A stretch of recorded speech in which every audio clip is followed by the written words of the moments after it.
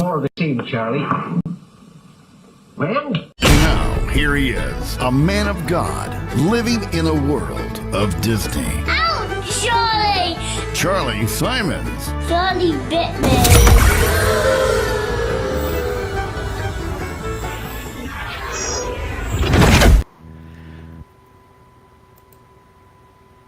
And that's me. Welcome to the big old bad old broadcast. Do not talk. Talking about two things you're never supposed to talk about: religion and politics. And but when I have an opportunity to talk to somebody, just because I'm interested in them, or I'm interested in what they've done, or have done, or are doing, I'll put them on. Doesn't matter. As long as I'm interested, I hope you will be too.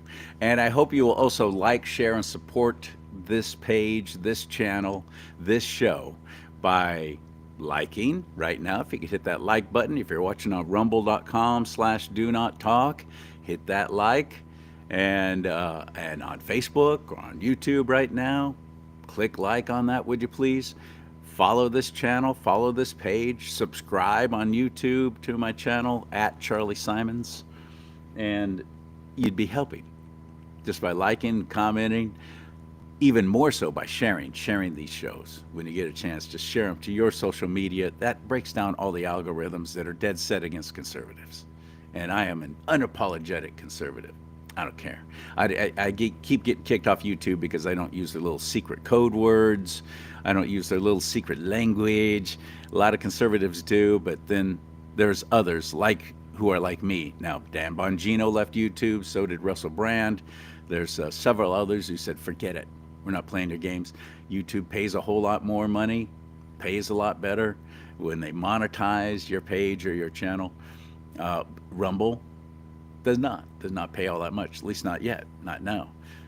But it's growing. It's growing like crazy. And so is this show. Thank you for your support. The show I did with Sam Anthony and Alex Newman is around 50,000 views now.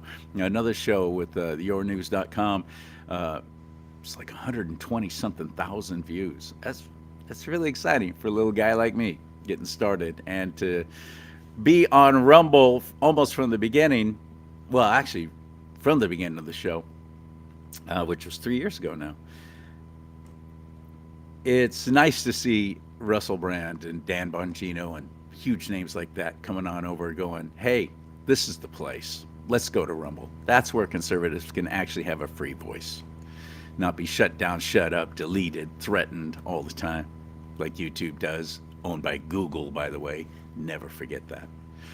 One more thing, too, if you could help financially, it'd be greatly appreciated. And there's a Christian nonprofit crowdfunding site, the only one, and it's called Give, Send, Go. I'm on there. GiveSendGo.com/DoNotTalk. GiveSendGo.com/Do-Not-Talk. Martin Harrison is my guest today. Martin Harrison, I knew him as a San Francisco 49er. Football players, I played football when I was younger. Baseball was really more my game. Always loved it then, love it now. But yeah, most definitely I followed football. Come on, I'm a good old boy from Bakersfield, you bet. And I was always supporting Bay Area teams when the rest of my family around there were always supporting LA. Nah, I'm a NorCal guy. Everything, as far as I'm concerned, north of the Grapevine is Northern California. I don't claim being Southern. It's Southern California at least. But Martin Harrison, I was at the Super Bowl, this past Super Bowl, Eagles and Chiefs, and on my way back from Idaho, visiting my girlfriend's family, and we decided to take a little leisurely drive back to our home or her home, or we don't live together, we're not married. She lives about an hour away from me, but in Northern California. We decide we want to watch the Super Bowl somewhere with other people at a place that we both really like. I've always loved this little town in Nevada called Virginia City, and then to find out that she did too, and stopped at the Bucket of Blood Saloon. Yes, that's the real name. And then right across the street is an old hotel there, and they had a big screen TV set up, and I saw this guy walking around, big dude, 6'5", 250, I'd imagine, probably, but in great shape. I mean, not fat, just a big dude. And he's walking around. He's collecting tickets because they're doing raffle prizes and so on and so forth. I didn't recognize him. I didn't know who he was. And I went up to hand him my ticket, and he just goes, "Hi, I'm Martin." I go, "Hi, I'm Charlie," and shook his hand, and on, and it still didn't dawn on me who he was and why he was there. He was actually helping MC the event. He lives in that area. Martin Harrison. And he signed a photo for me. I thought that was pretty dang cool. Now, if you're not a football fan and you're right now thinking, okay, Charlie, well, that's fun. Glad I could like this show, and so I'm moving on because I'm not a sports fan. Hold on a second. He's a believer, follower of Christ Jesus. Professional athletes have a life that we don't understand. We just don't get it. Now, I've met very few who were jerks. Most professional athletes I've ever met, now, of course, you don't really know somebody until you live with them, work with them, or travel with them, but or play on the same team with them. But most that I have met, and I've met a lot, have been just fantastic. Good people. Martin Harrison's accomplishments were extraordinary. He's but he was born in Livermore, Northern California. Defensive end, 10 seasons in the NFL, Niners, Vikings, Seahawks, but we won't hold that against him. He played college football for the University of Washington, and he was a multiple winner in both football and track and field. In 1983, when he was just 15, he placed 6th in the National AAU Junior Olympics in the decathlon. He received a Bachelor of Arts degree from the University of Washington. Sophomore honorable mention All-American team, the Sporting News. 3-year starter, co-captain in the 89 Defensive Lineman of the Year in 1989. Just on and on and on. Accolades. Let's get him into the show now. Let's bring him into the mix and say hello to Martin Harrison. Hey, buddy, good seeing you again. Haven't seen you since the Super Bowl. Yeah, great seeing you, Charlie. Thanks for all the kind words. I appreciate it. I appreciate you. I'm not enamored. Only one time in my life have I ever just kind of been frozen to where I couldn't say anything because I was a little bit starstruck. I was at a bar in Santa Clara, and this is when the Niners used to train in Santa Clara before the whole stadium moved there and the whole team moved there. You used to train there. Yeah. And you may have even been at the bar because there were several Niners there. But Joe Montana was there. Joe Montana, to this day, well, Tom Brady, I think, probably took this crown, but until Brady, Montana was the greatest quarterback, in my mind, who's ever played the game. And cool, calm, collected, unshakable for the most part is how he always came across. I don't know what he's like in person because I had an opportunity to meet him. The restrooms were upstairs. I was walking down the stairs as he was walking up. And my mind is screaming, that's Joe Montana. That is Joe Montana. Say something. Say hi. Stick out your hand. Meet him. Say hello. Just do something. As he's walking towards me, and then when he gets close, he looks up and we lock eyes, and I go, "Hey," and he goes, "Hey." You idiot! I kept thinking to myself the whole rest of the evening, you stupid. I got starstruck. But I'm not normally. I mean, when I met Dusty Baker, talking about baseball, loved Dusty Baker. I was a little starstruck, and guys like that, Tony La Russa, who was the manager of the A's during their heyday. And other than that, though, I just treat y'all like you're one of us. but you have a different life. I tried to excel at sports when I was in school, but I was always smaller than everyone else. You wouldn't know it now. I'm 6'1", 235, but I was a tiny guy, and I did not do well in sports as hard as I tried. And it was my experience that even in junior high, high school, college, anybody who played sports were always kind of looked up to and put on a pedestal and held to a higher level. And they got away with stuff too, because the coach was always going to fix it. I'll fix it. Don't worry about it. Oh, that was a stupid thing for you to do. You shouldn't have done that. Why did you do that? I'll fix it. And they did. They didn't suffer consequences for their actions a lot of times. Is that what you experienced growing up? Oh, I saw a ton of it. I was always one of the good guys, always between the lines, between the whistles. And I didn't drink all the way through college. I didn't drink in the NFL. Never did Dude, drugs. really? I was never one. So I wasn't at that bar for sure. No, you would have been there. Yeah. Yeah, it was one of the more So clean you cut never, ones all the way through. but you saw it, and it was Oh, for sure. quite prevalent, especially with the real star players, wasn't it? Yeah, exactly. Yeah. So, They because of your literally, size, I'd imagine that's why you wound up a defensive end, but you always had good speed, obviously, as you excelled in track and field. You never decided to play for, you never wanted to play for the offense, or you just never got that choice or chance? yeah, it wasn't the chance. Yeah. Yeah. So you're pretty close. I'm 6'5", 252 today. So you're like right on it earlier on. Yeah. Hmm. But because I was fast, I was a really good hurdler. Did well in the 400. I also did well in the mile 1500. So I loved running. It was one of the things. So, big guys Yeah. can run. You put them on kickoff team. You put them on punt team. And Why couldn't you have been another Dwight Clark? Why couldn't you have been I wouldn't have been a Jerry receiver, Rice? but You I played really with Jerry enjoyed. Rice? Yeah, I enjoyed the tight end position a lot, and I had a good size for that. But like in high school, we had another athlete that couldn't play defense because he didn't like to get hit or hit people, which I was okay with and kind of like that, right? So, Kind of like that. so then in college, you kind of get more into your position, and if you're doing well, then they just want to hone your skills in that position instead of trying you somewhere else. But numerous kids did try different positions only because the coach didn't see them excelling in that position. Um, when you were there, you started playing for the Niners in 1990? Yeah, I was drafted in 1990, back in the day when they had 12 rounds.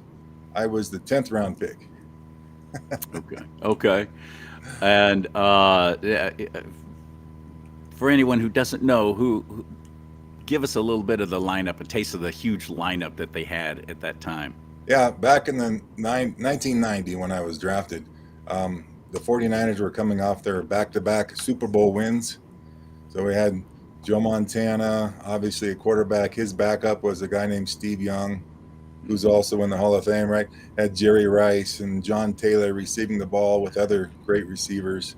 Had Roger Craig in the backfield, and a great offensive line with Bubba Paris and Jesse Sapolo and a bunch of other guys named there. And on defense, we had Charles Haley and, of course, Ronnie Lott. And those guys are both in the Hall of Fame. Ronnie And, Lott. yeah, exactly. Michael Carter, the big shot putter that played nose guard, and they were all making $1 million on the defensive line. They were making $1 million a year, even in the early '90s. And I came in there. I made $50,000 my first year, and $72,000 my second year, and I was just Serious? trying to hang on. Oh, no way. Serious. Because people just automatically assume when you hit the NFL, you're starting at a mill, but no, that's not how it is Yeah. it? Well, especially back then. Now with the new And bargaining agreements, $50,000, were you actually living in, where were you living in the Bay Area? like you said, I was born in Livermore, Yeah. so I had some family down there. I ended up living in San Jose, in an apartment for a while, and then after Even my then, let's third see, year, the most apartments were at the time, which seems like nothing now, but it was something then. That was about $900 a month just to live there. It was already so stupidly expensive. yeah, 50 I think seems I was at weird. 1,200 already. But then after my third year, I bought a place. I was living in Morgan Hill and Gilroy for a while. Nice area. Oh yeah. Okay, good. I like Morgan Hill, Gilroy. What was that like? A lot of I garlic. was up in the Golden Rolling Hills up there, had 10 acres. It was Oh, overlooking nice. the valley. It was very nice. Okay, Not good. an amazing house, but it was nice. Growing up in Livermore, you were there when it was a great place to be. Now it's pretty much just yet another suburb of San Francisco.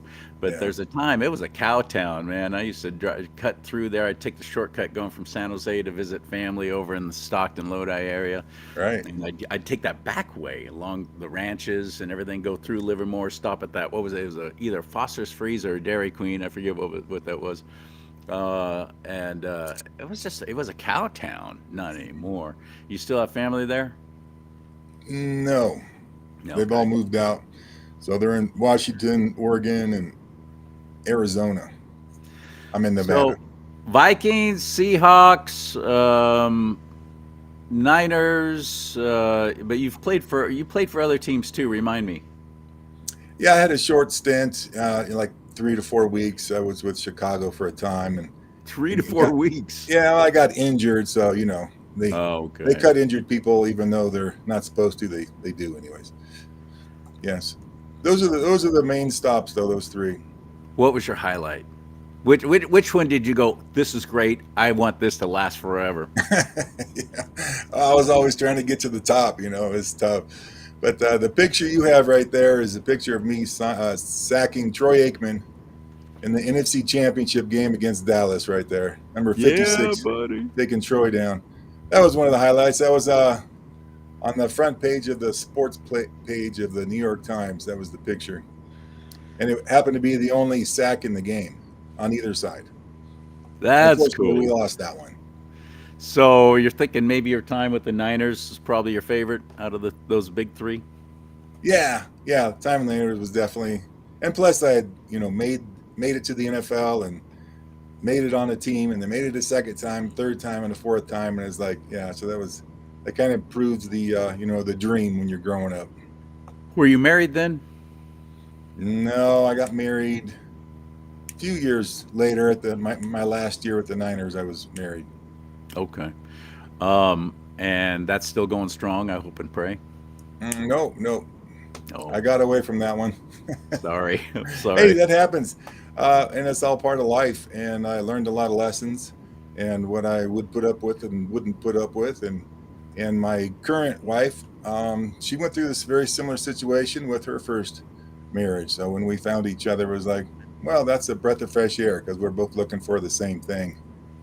And Plus, so when 4 kids later, we're still going strong. at the time, you were really at the height of your career and going places, and certainly not making 50 grand a year anymore. But it's hard to know who really cares for you for you. Um, I have seen this happen to so many who were doing really well. They had everything going for them, and you've got people, this is for men and women, who will just throw themselves at you, tell you everything you want to hear, um, hide the things that they think might make you think twice, so you don't really ever know them. And then you fall in love with the idea of who they are, but it's not really who they are. Like I said earlier, you never really know someone until you live with them, travel with them, or work with them. And It's so even then, true. It's they're so able easy to hide things. for Aren't yeah, Yeah, sorry. It's so easy for humans to be chameleons when they want something very specific. yes. Um, And for you, so you had fame, you had fortune, you had money, of course. And that's why so many pro athletes, their marriages don't last because they meet somebody like that while yeah, they're at the height of their career, and they're like, "Holy crap, this is just some really terrible gold digger who only wanted me for the money and the fame, not for yeah, I me." agree. It's really hard to weed them out. And then you're also a young man at the time and don't have Oh yeah, life experiences like we do now. right, right. If only we knew then what we know now, huh? By becoming a Christian, um, how I know you and of you and why I would be in San Jose and Santa Clara where you all were training. I was doing the morning show on Hot 97.7 FM there, Hot 97.7. Sterling and Steele was the name of the morning show. I was Tom Sterling, using the fake name, obviously. I remember. And we we dominated the ratings there. We even beat KGO in the South Bay, which nobody had beaten them for like 12 years. And that was the, powerhouse news talk station up in San Francisco, as I call it affectionately. And I got saved while I was there in 91. And I went on the air talking about being a Christian. I'm a Christian now. I'm a follower of Christ Jesus. Management freaked. They fired me because I said, we've been doing a really dirty show. Really dirty. Like Howard Stern, kind of stupid dirty. And I said on the air, I don't think I'm going to be doing that anymore. So I hope you'll stick with us. I hope you'll keep listening and see how things go from here. Well, management was having none of that. None of that. They said I broke my contract by not giving them the show they hired me to do, and I got fired for becoming a Christian. Were you brought up in the church? Have you always been a believer, or did that happen later in life like me? And what were the consequences or effect? Yeah, that's a bit of a misunderstanding. I'm actually Jewish. I wasn't raised Jewish, but my wife and myself and family are practicing. That is a misunderstanding. My apologies. Yeah. I did not know that. Yeah, that's okay. But I wasn't raised with any religion, actually. But I always knew my grandmother was Jewish, and I knew her grandfather was a rabbi, and his dad came out of Prussia, and he was a rabbi back in the day, early 1800s. And as so then, always believed in God. I always talked to God when I was a kid. I would always had prayers to God, even though no one was teaching me. I was always talking. So I think it's fairly universal. Good. I have watched all my years in the media and entertainment business. I've watched groupies waiting for you. They know which door you're going to be coming out of in the back. They know where the limo is or the bus is. They're waiting for you. They'll touch, grab, rub, do whatever they can, get close, get you interested, get you to invite them to your room or onto the bus. And I've seen it. I know it happens. Guys like Joe Montana, I can only imagine. He went through some marital strife too, and I know. I don't know details, but I know that he did play around some. When, like you said, we're in our 20s, we're in our 30s, we're ready to go and willing to mingle and single, some of us. It's hard to say no to that. It's hard to say no to that. How is that? Because it kind of it infiltrates the team too. Because when there's breakups or they bring the girlfriend or the groupie into the team and the mix and meet this person, meet that person, and the next thing you know, there's strife or there's a big breakup, and it brings drama into the team, doesn't it? It breaks up the cohesiveness of it. Am I wrong on that? Yeah, totally. Yeah, it's funny. A lot of thoughts going through my head as you're speaking. You're exactly right on so many levels. I was always a serial monogamist. That's always been who I am and who I am still.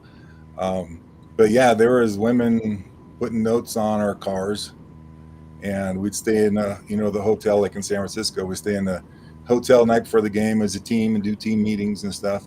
And there'd be random phone calls coming to your room with a girl saying hello. I'm like, who is this?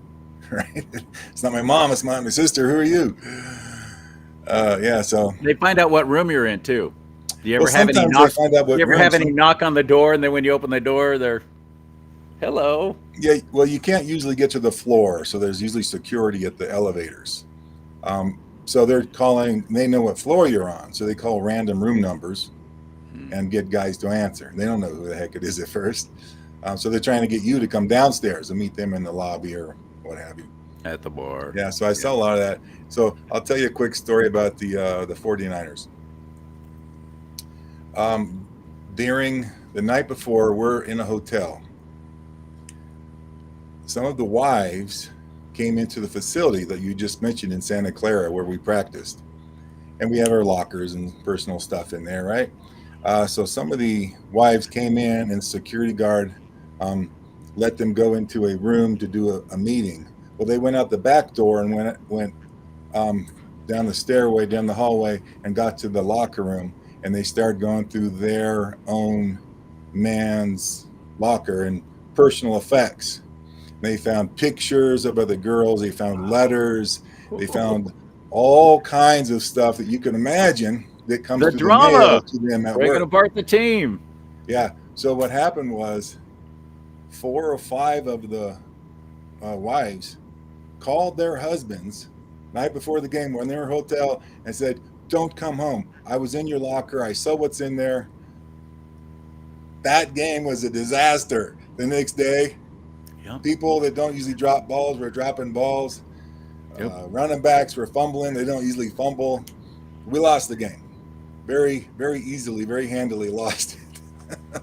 Yeah. But yeah, And a lot of people distractions. It's a huge distraction and a problem. How does coaching handle that, or do they just like, boys will be boys, we'll fix it later, like Well, they used to do part for of- Jose Canseco? Right. Yeah. Part of it is, like you were saying, you're the special athlete, you get special privileges. So they try to keep the team together, the guys together, and protected from their wives or girlfriends. And so they try to put some of that stuff under the carpet. So the athletes feel safe in their endeavors. Right. You got to play at Candlestick. Yeah, I was a Candlestick. Which for anyone who doesn't, isn't in Northern California, that's a heritage ballpark. Yeah. I've lost count of all the games I've seen there, both baseball and football, and other events, concerts. I loved the Candlestick. The weather was miserable where it was located. It was pretty much bad weather year round. It was a terrible neighborhood, just a terrible neighborhood. But I Yeah. loved the ballpark, and you got to play there. What was that like? Was it just like, it's a place, we don't care? Well, I loved it. I always thought we had a great home field advantage. Other teams didn't want to play there, and I'm like, that's great. I want to play here. This is home for us. And the home Exactly. crowd, of course, was always amazing. Yeah. Always Yeah, an we amazing definitely crowd. showed support. That's for Yeah. sure. We were vocal. I don't know if there's so much that way now, but San Francisco, the whole Bay Area used to be a huge. People think of Chicago as big on sports and New Yeah. York maybe, but San Francisco, in its time, was all into our teams. Yeah, I We totally agree. were. So the facilities downstairs in your locker room and all that were not exactly pretty and nice and fancy, but it had heritage, didn't it? Yeah, exactly. Yeah, and even Santa Clara where we practiced, I went back a few years ago, and wow, it's so much nicer than when we were there. I know. Great upgrade, and then the stadium I was obviously right there, right outside the front door where the parking lot used to be. Now it's a giant stadium, which is funny. Things change. Speaking of changing, what happened? What was your swan song? What was it? Did you bow out, or did they bow you out of the NFL? Yeah, I pretty much played as long as I could. Put a couple feelers out for coaches that I knew on the last year that I didn't have, and it was like, yeah, we've moved on. We've had other people that we're looking at, and a lot of times it's the younger guys. And I had a That's knee hard. injury. Yeah, I had a That's knee hard. injury the last couple of years, and then How recovered many really how many well. bones did you break, and maybe even re-break during your 10-year career just in the NFL? You know what? I went really healthily through the University of Washington and probably 7 years of the NFL without any knee problems. Or I had some broken finger bones, but they're minor. It's not like dislocated. Well, I did have a dislocated thumb too, but Oh, that's part of it. But you worry about all the collisions, the CTE with the brain impacts and all that. yeah.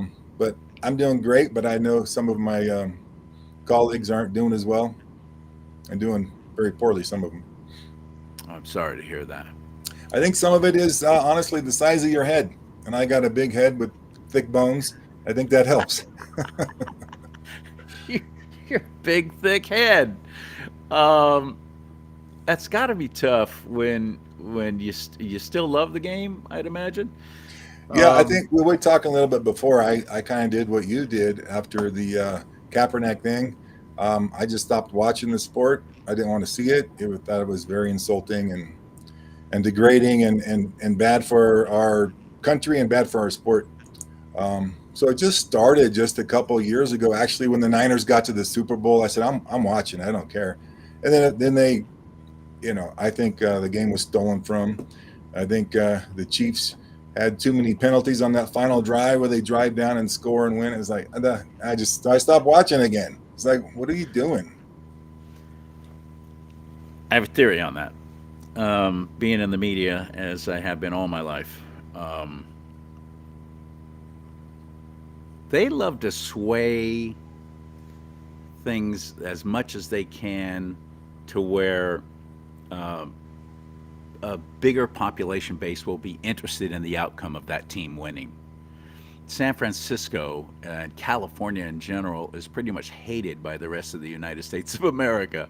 And frankly, we deserve it. We've done many stupid things and continue. But they don't like us. And the rest of the nation does not want to see California teams win. And for the most part, they will. That's why you don't see even Joe Montana, Jerry Rice. How many national ads did you see him do as opposed to Dan Marino, Troy Aikman? They were spokesmen for all these stuff all across the nation. Right. No, you don't see San Francisco and even Dodgers and Rams. Well, now that they're back in LA, you don't see that.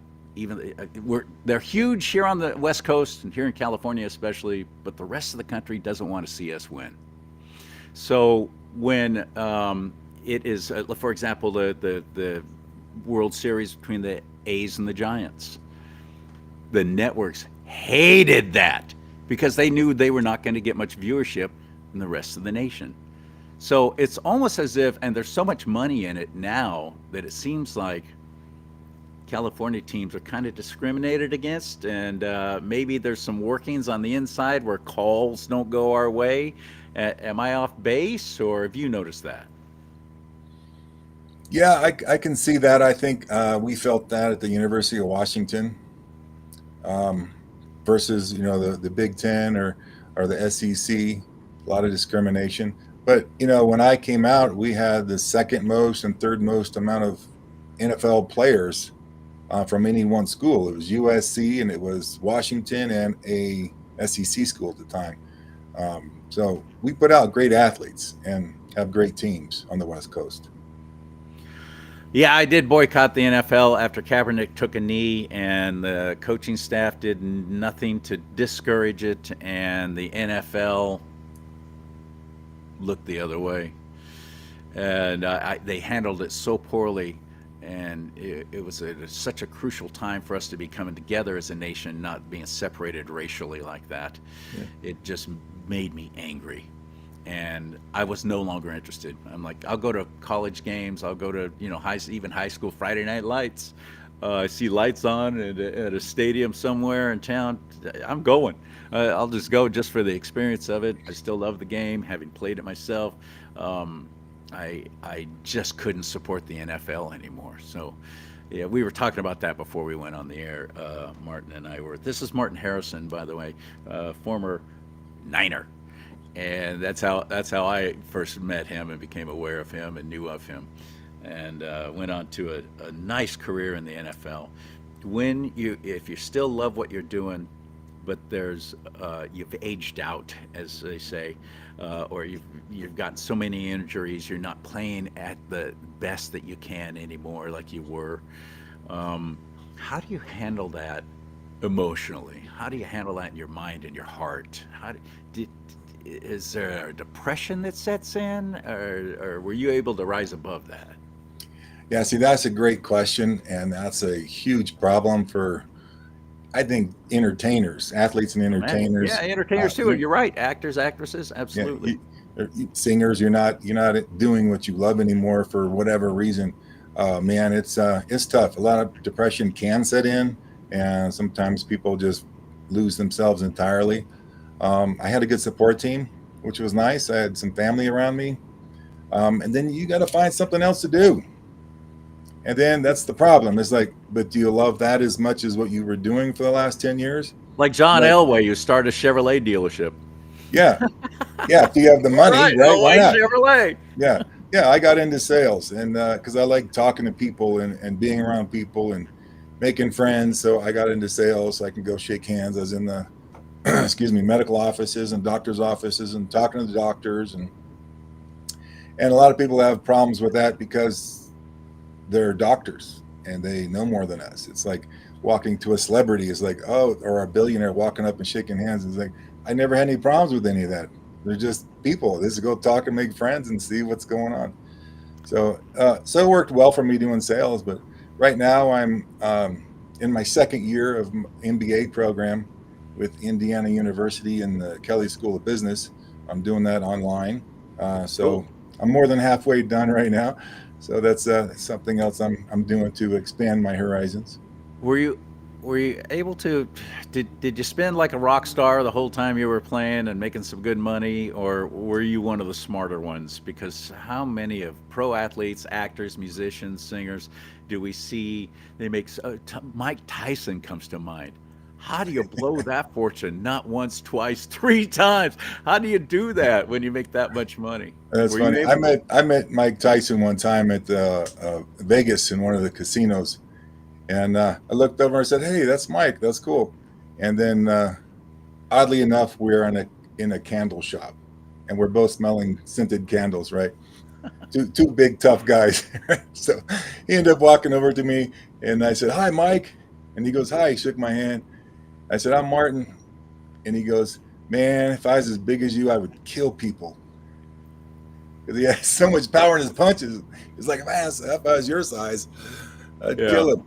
yeah, no Yeah, doubt. but the money can be a problem, and like we said before, women who target you and fool you, and you get duped, and you're in the situation. I've seen many, many times. It didn't happen with me exactly this way, but the wives siphon money off to the side, and because they know what they're there for, ideally, and then 2 years, 3 years after the career is over and all the spotlight is over and the income is over, then they divorce, get half of what's left.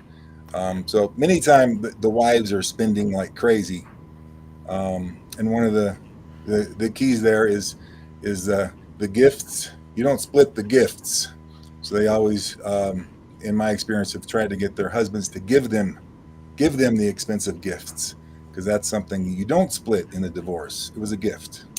Hmm. So like I said, you get older, you find out some of the things that were going on that you weren't aware of. Um, so I was okay.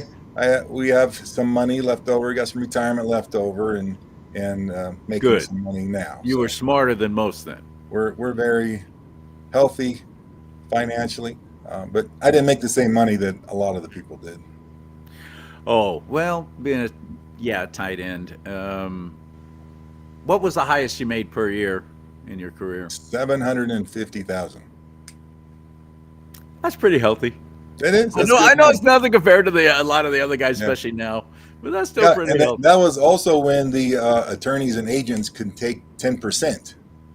Yeah, so Didn't that think makes it. about that. And then every state that you played in, I want you to pay a percentage of your salary to that state. What?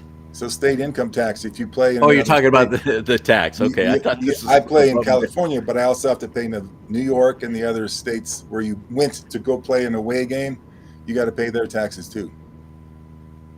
Yeah, how about that? I've never known that. Yeah.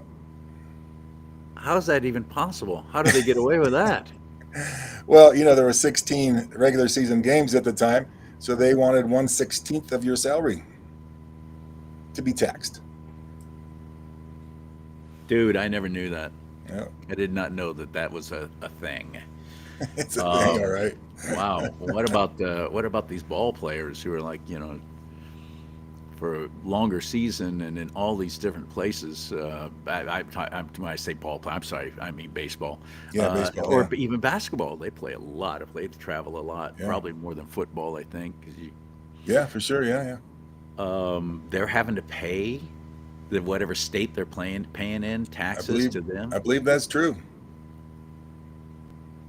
How come I've never heard this until now? Or We'll have to maybe look I'm it up. just ignorant on all things taxable, I guess. I don't Yeah, know. exactly.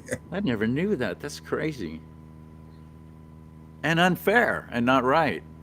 But Yeah, people's attitude, such class envy, is like, they're rich yeah, football players anyway, so whatever, make them pay it.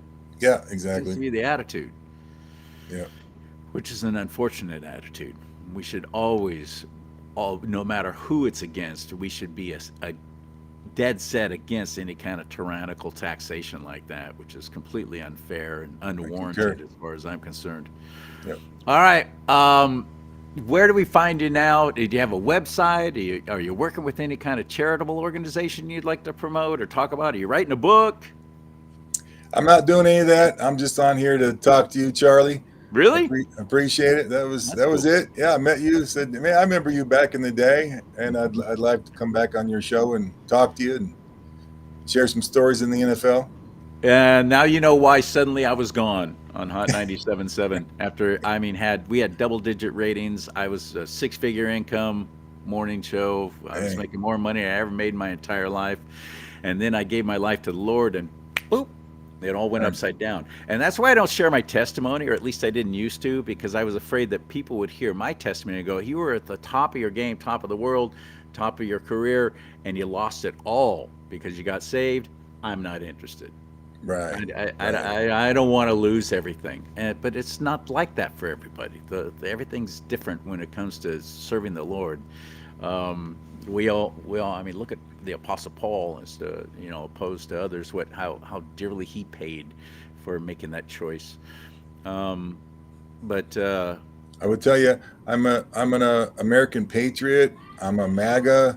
I'm a Jew. You know how many people in this world want to kill me? exactly. Probably the same amount that want to kill you because you're Christian.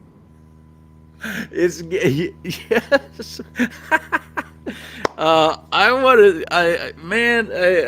I'd love to come back up and actually sit down and have a meal with you and your wife and whomever, and just get to know you better. Because just the first time I met you, there's a gentleness in your spirit, but yet you are a true gentle giant.